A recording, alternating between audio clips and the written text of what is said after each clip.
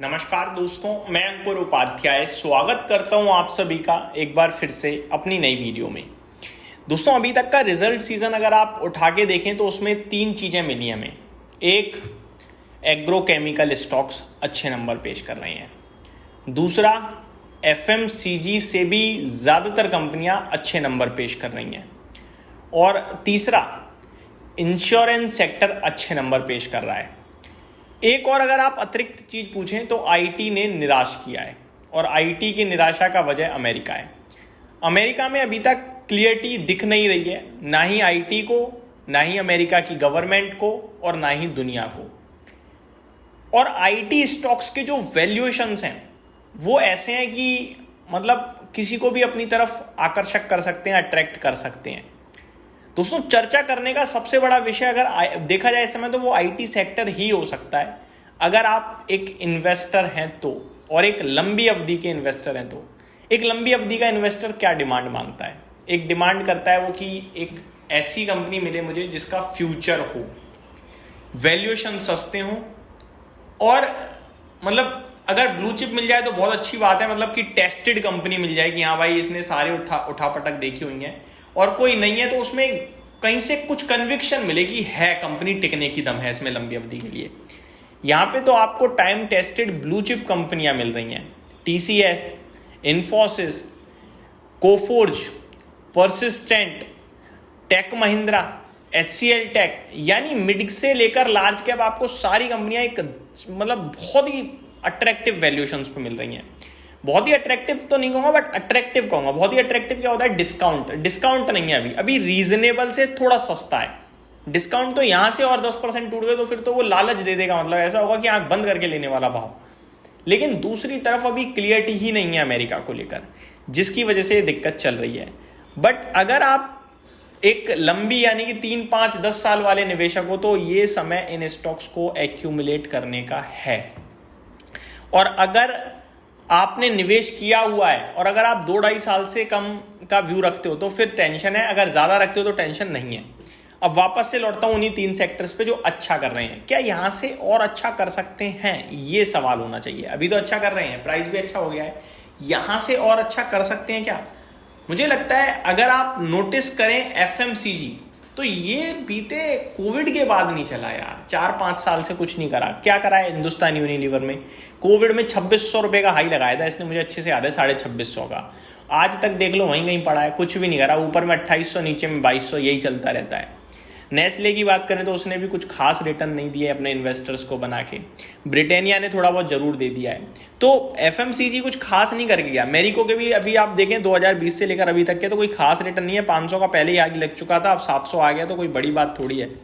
अगर बात करूं मैं पर्टिकुलरली मेरिको की, तो यहाँ पे आपके लिए लगभग 2021 में 600 रुपये का भाव था। अगर आप वहाँ से काउंट करें अभी तो 711 है। क्या चला? कुछ भी नहीं चला। बात करूं हिंदुस्तान यूनिलीवर तो जग जाहिर है कि उसने कुछ भी नहीं करा है। बाकी की एक बार मैं आप सभी के साथ शेयर करना चाहता हूं। टाटा कंज्यूमर प्रोडक्ट्स की बात करी जाए तो इसने जरूर थोड़ा मूव दे दिया है। 2021 के सितंबर में 875 था, ये भी कुछ नहीं करा एक्चुअली में। अभी 1070 है, 23% के रिटर्न हैं। तो है दम कि चलना अगर शुरू हुए तो चलेंगे, बट आपको ना सिलेक्टिव होना पड़ेगा।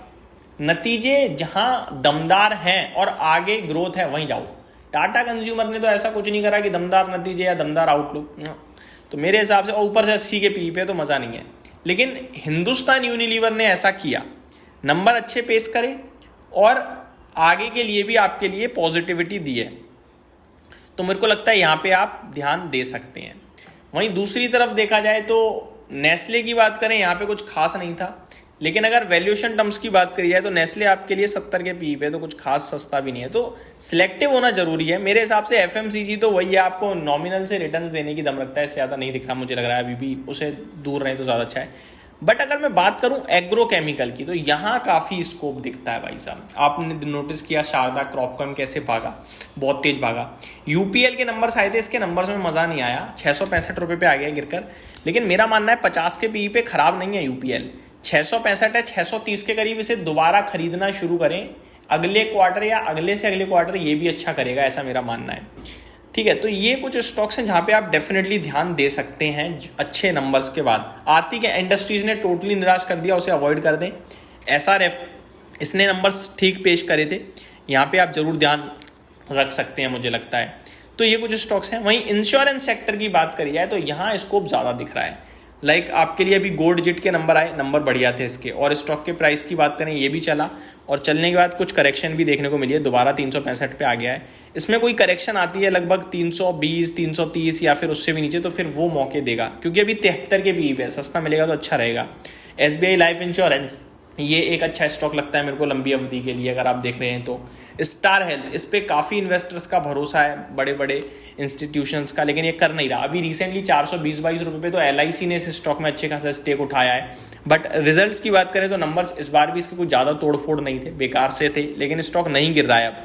तो आई थिंक प्रॉब्लम जितनी थी वो शायद प्राइस्ड इन है, अब यहाँ से इनमें स्कोप दिखता है ऊपर का, नीचे का कम दिखता है। तो अभी तक जो है ना मोटा मोटी देखा जाए तो रिजल्ट सीजन खराब रहा है, लेकिन अगर उसमें से कुछ अच्छा निकलेगा तो वो इंश्योरेंस ही निकलेगा मुझे लगता है। कुछ अच्छा निकलेगा तो वो शायद आपके लिए कुछ चुनिंदा FMCG कंपनियां निकलेंगी और चुनिंदा एग्रोकेमिकल कंपनियां। दिग्गज अच्छा नहीं कर रहे हैं, माइक्रो और कहीं ना कहीं मिड कैप और स्मॉल कैप ही अच्छा कर रही हैं, और उसमें भी ये पर्टिकुलर सेक्टर ही अच्छा कर रहे हैं।